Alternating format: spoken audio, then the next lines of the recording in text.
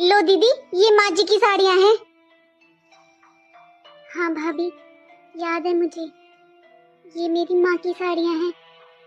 लेकिन भाभी, ये आप मुझे किस लिए दे रहे हो? दीदी, इन्हें कब तक रखूंगी मैं अलमारी में? अब माँ जी को मरे हुए पूरा 1 साल हो चुका है। पहले मैंने सोचा दीदी, इन साड़ियों को काम वाली को दे देती हूँ या किसी को जरूरत हो उसको। फिर मैंने सोचा एक बार आपसे पूछ लेती हूँ, आपको चाहिए तो। क्योंकि दीदी अब इनका करना ही क्या है, पड़े पड़े घर में जगह ही घेर रही हैं। लेकिन भाभी, ये साड़ियाँ इतनी पुरानी भी नहीं है।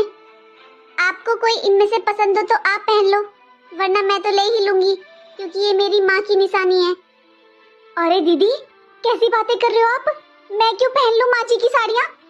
दीदी, माँ जी को मरे हुए पूरा 1 साल हो गया है। अरे मैं क्यों पहनूं ऐसी साड़ियाँ? आपको लेनी तो ले लो, वरना मैं दे दूंगी किसी को। मुझे तो डर लगता है माँ जी से। भाभी, ये जो गले में आपने सोने का हार पहना हुआ है, ये भी तो शायद मम्मी का ही है ना? और जब मम्मी खत्म हुई थी तो उनके कानों में जो झुमके थे, वो भी तो शायद आपके पास ही है ना भाभी? हाँ दीदी, मैंने बहुत संभाल कर रखे हुए हैं।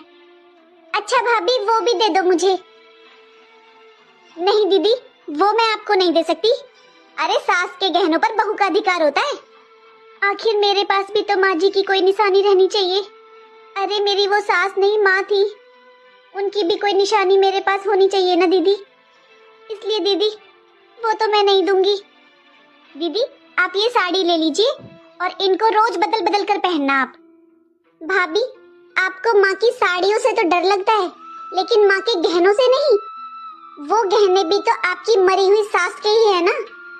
भाभी, अगर गहनों के अलावा माँ का कोई और भी फालतू सामान हो ना, तो वो भी दे देना मुझे।